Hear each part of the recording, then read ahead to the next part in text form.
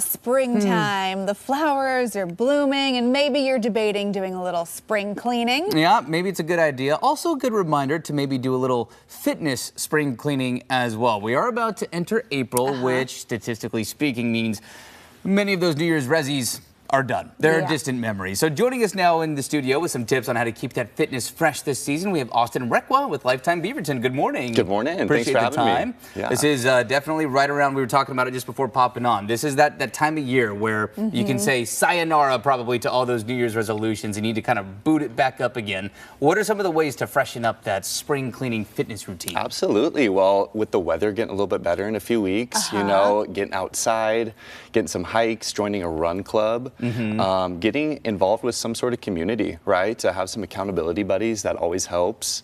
And maybe trying something new, right? Yeah. Mixing it up, trying a class. At Lifetime, we have over 220 classes per week. Wow. So we have, you know, things between bar and yoga and cycling, you know, lots of different options to The kind of spice accountability things up. buddy is definitely something Yes. that is high on the list for me. It's Someone needed. who's going to notice Yeah. if you don't come to class that week. Yeah, and I think, you know, Austin, to your point, like spring is a great time, I think, to kind of hit the reset button.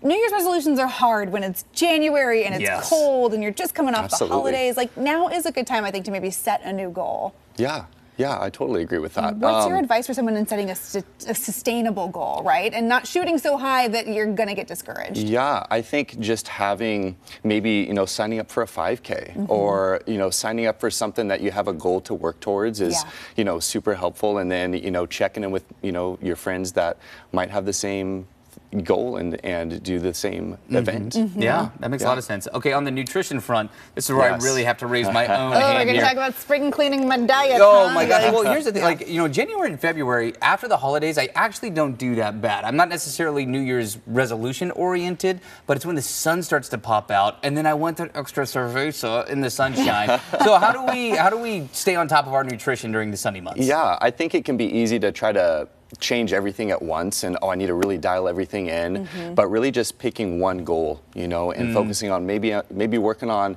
just trying to get your lean protein intake up, maybe focusing on more whole foods, focusing on trying to get 3 square meals in a day. You know, get breakfast in, and you know, taking it one step at a time that way. It's not trying to reinvent everything all at one time. I think that speaks to kind of an overall trend too of people really trying to approach fitness like in a wellness kind of mindset. You know, making sure that you're still ultimately doing what's best for your body. With that in mind, a lot of people are getting more interested in fitness recovery and having those ways to really like maximize your workouts. What are you seeing in that area? Yeah, well, the Lifetime app, it's free for anybody, and there's even just guided meditations on there, which that can help center you and give you just a space to maybe even connect with your breath and just calm and de-stress a little bit. And also just, you know, we have a whole recovery space at Lifetime that's great, where you have a dedicated space to foam roll and to stretch. We have hydro massage chairs, Normatec sleeves, where you can get some compression work in, dynamic stretch. You know, there's a lot of different, you know, opportunities to, you know, kind of find something that you like. Yeah. Does that really make a difference for your workout? Because I always wonder when I'm like tight on time, like I really don't have time to stretch. Can I just skip it this day? Does it really make a difference? I personally think so. When I before a workout, I try to do, you know, 5-10 minutes even, right, of just some movement, just to make sure my body's feeling a little bit better. And I've noticed that difference myself personally. Yeah, I even just last week, I tried to cram a workout in. I didn't have a whole lot of time. I didn't stretch, which I don't recommend, and I felt like trash during the workout. So I definitely recommend the warm up. Before we let you go, just if anybody else looking for any other tips or ideas to just kind of shake things up, change the routine a little bit, what sticks out to you? What's a tip you'd want to give? Yeah, I would say,